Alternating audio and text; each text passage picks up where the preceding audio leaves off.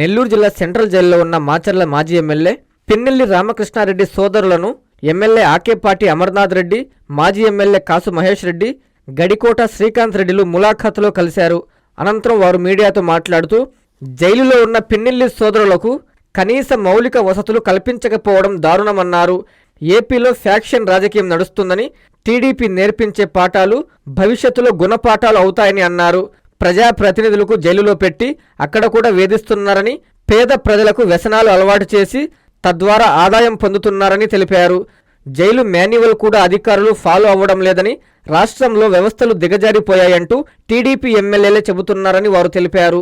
అన్యాయంగా, అక్రమంగా తెలుగుదేశం పార్టీలో ఆధిపత్య పోరు కొరకు వాళ్ళల్లో వాళ్ళు మర్డర్ చేసుకుంటే వెల్దుర్తి మండలం గ్రామంలో దాంట్లో కక్షతో, కుట్రతో రామకృష్ణారెడ్డి గారిని అన్యాయంగా కేసులో ఇరికిచ్చారు. కోర్టు మరి ఆదేశాల మేరకు ఆయన సమయానికే లొంగిపోవటం, సుప్రీంకోర్టు ఆదేశాల మేరకు మరి ఈరోజు మేమందరం కూడా ఆయన్ని కలవటం జరిగింది. అన్నదమ్ములు ఎక్కడన్నా మెత్తబడి ఉంటారేమో, బాధలో ఉంటారేమో అని. కానీ రామకృష్ణారెడ్డి గారి ధైర్యాన్ని చూస్తుంటే, అన్నదమ్ముల ధైర్యాన్ని, జగన్మోహన్ రెడ్డి గారు అంటే ఏంటో ఈరోజు అర్థమవుతుంది మాకు. మరోసారి అక్రమంగా కేసులు పెట్టారు, ఎదుర్కొందామన్నా.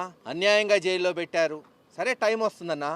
మౌలిక సదుపాయాలు కూడా కోర్టులో గెలిచి ఒక మాజీ ఎమ్మెల్యేకి లేదు, ఒక పౌరుడికి ఉండాల్సిన మౌలిక సదుపాయాలు కూడా ఈరోజు జైళ్లలో మరి అందుబాటు చేయట్లేదు. అది ఆహార రీత్యా కావచ్చు, మౌలిక సదుపాయాలు కావచ్చు, తాగునీరు కావచ్చు, దాన్ని కూడా నిత్యం పర్యవేక్షణలో పెట్టి ఒక కక్షపూరితమైన వాతావరణం ఈ రాష్ట్రంలో గతంలో ఎప్పుడు ఈ రకమైన రాజకీయ వాతావరణం, ఒక ఫ్రాక్షన్ నడుస్తుంది ఆంధ్రప్రదేశ్లో, పాలన కాదు. సరే మీరు నేర్పిస్తున్నారు, రేపు అవే పాఠాలు అవుతాయి. ఈరోజు ఈ చంద్రబాబు నాయుడు గారు నేర్పిస్తున్న పాఠాలు రేపు గుణపాఠాలు అవుతాయి తెలుగుదేశం నాయకులకి. అర్థం చేసుకోండి, ఎవరికీ శాశ్వతం కాదు. మీరు చూశారు కదా, మీరేమో ఎల్లవల్ల మీరు గెలిచారా ఏంది?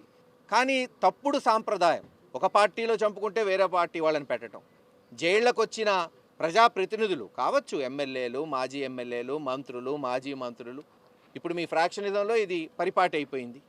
అయినా రామకృష్ణారెడ్డి గారు, అతని సోదరుడు వెంకట్రామరెడ్డి గుండె నిబ్బరంతో ఎన్ని ఆటుపోట్లు వచ్చినా సరే జగన్మోహన్ రెడ్డి గారి కొరకు, వైఎస్ఆర్సీపీ పార్టీ కొరకు, మాచర్లలోని ప్రతి కార్యకర్త కొరకు చివరిదాకా పోరాటం చేయడానికి దృఢ నిశ్చయంతో ఉన్నారు.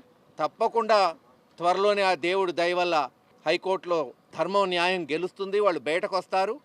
పల్నాడులో మళ్ళీ వైఎస్ఆర్సీపీ జెండా రెపరెపలాడే వరకు మా అందరి పోరాటం కొనసాగుతుందని తెలియజేస్తాం. వ్యవస్థలు వాటికి పని చేయనీయకుండా రాజకీయ కక్షతో ఇలా చేయటం అనేటువంటి దుర్మార్గం. ఈరోజు పరిపాలన ఎలా ఉందంటే, పేద ప్రజలకు వ్యసనాలు నేర్పించండి, ప్రభుత్వ ఆదాయాన్ని పెంచండి అనేటువంటి రీతిలో మనం చూస్తున్నాం. ఏ రకంగా ఆదాయం వచ్చినా పర్వాలేదు, ప్రజలు ఏమైపోయినా పర్వాలేదు, లాటరీలు పెట్టి 3,000 కోట్లు టార్గెట్ పెట్టుకోండి, మీ ఇష్టానుసారం కోర్టు ఆదేశాలకు వ్యతిరేకంగా ఏదైనా చేసుకోండి, ఎటువంటి పందాలు నిర్వహించుకోండి, జూదాలు ఏమైనా చేసుకోండి, ప్రభుత్వానికి ఆదాయం రావాలన్నటువంటి ఇంటెన్షన్తో పరిపాలన సాగుతుంది అని అంటే, దాని కంటిన్యూషన్గా ఈరోజు జరుగుతున్న పరిణామాలు మనం గమనించుకుంటే అదే జరుగుతోంది. మాచర్ల నియోజకవర్గంలో ఆధిపత్య పోరులో భాగంగా వాళ్ళకు ఒకటే పార్టీ వాళ్ళు ఏదో చేసుకొని దాంట్లో సంఘటన జరిగితే, ఏ సంబంధం లేనటువంటి అన్నదమ్ములను ఈరోజు బంధించి దాదాపుగా ప్రభుత్వం వచ్చినప్పటి నుంచి వేధింపులకు గురి చేస్తున్నారు.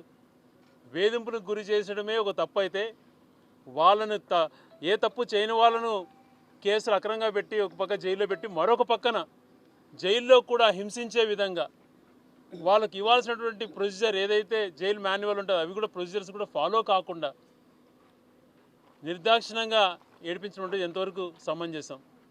వాళ్ళకి ఇచ్చేటువంటి ఫుడ్ కానీ మిగిలిన అన్నిటి విషయాలలో చాలా నిర్లక్ష్యంగా చేస్తున్నట్టు అనిపిస్తోంది. కానీ వాళ్ళకు ఉన్నటువంటి మనోధైర్యం, వాళ్ళకు పార్టీ పైన కమిట్మెంటు, వాళ్ళ ఆ ధైర్యంతో వాళ్ళు ముందుకు నడుస్తున్నారు. ఈరోజు మేము చెప్పేటువంటిది కాదు, ఈ రాష్ట్రంలో వ్యవస్థలు సరిగా లేవు అని చెప్పి తెలుగుదేశం పార్టీ నుంచే ఎన్నికైనటువంటి సీనియర్ శాసనసభ్యుడు ప్రొద్దుటూరు శాసనసభ్యుడు గారే చెప్పారు, ఇటువంటి పరిపాలన ఎప్పుడు కూడా చూడలేదు, చాలా అక్రమంగా జరుగుతుంది పరిపాలన అని చెప్పి. అదే పార్టీకి సంబంధించినటువంటి ఇంకొక కైకలూరు ఎమ్మెల్యే గారు అనుకుంటా, ఆయన చెప్పారు. ఆ పార్టీ నుంచే చెప్తున్నారు అంటే వ్యవస్థలు ఏ రకంగా దిగజారిపోయినాయి, ఏ రకమైన పరిపాలన సాగుతుందో అర్థమవుతోంది. వీటన్నిటికీ కూడా నిజంగా వీళ్ళు కొన్ని థింగ్స్ నేర్పిస్తున్నారు. ఇటువంటి పద్ధతులు మంచివి కాదు. ప్రజా సమస్య పూర్తితో పనిచేయాలి, కానీ ఇలాగ వేధించేటువంటి క్రమంలో చేయడం దుర్మార్గం. మేనేజ్ చేసేటువంటి చంద్రబాబు నాయుడు గారు ఈ రోజున వ్యవస్థల్లో ముఖ్యమైన భాగమైనటువంటి జైలు వ్యవస్థను కూడా మేనేజ్ చేస్తూ ఉన్నారు. గతంలో అనేక కేసులు జరిగితే బయట పోలీసులు వేరు, జైల్లో ఉండేటువంటి వ్యవస్థ వేరు అనేటువంటిది ఉండేది.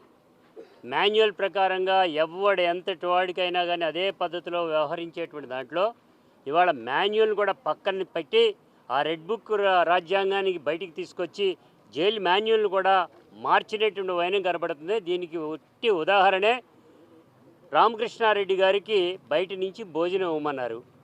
ఆ భోజనం ఇవ్వటానికి వీల్లేదు అని నవ్వుతున్నారట. ఆఫీసర్స్ వచ్చినటువంటి నవ్వుతూ ఇవ్వమండి అని నవ్వుకుంటే వెళ్తూ ఉన్నారు. అంటే దాని అర్థం ఏంటి? కోర్టును కూడా ఖాతరు చేయనటువంటి పద్ధతిలో వీళ్ళు తీసుకున్నారంటే దాని అర్థమవుతుంది వ్యవస్థలను ఏ రకంగా మేనేజ్ చేస్తూ బయటకు వస్తూ ఉన్నారు అనేటువంటి అర్థమవుతూ ఉంది. వారు ఏదైతే అనుకుంటున్నారో దాన్ని చేయాలనేటువంటి ఉద్దేశంతోనే తీసుకోవడం జరుగుతుంది. ఒక ఇన్కమ్ ట్యాక్స్ ఎస్ఎస్సి, ఓ మాజీ శాసనసభ్యుడు 4-5 సార్లు గెలిచినటువంటి ఆయనకి ప్రివిలేజెస్ ఉంటాయి.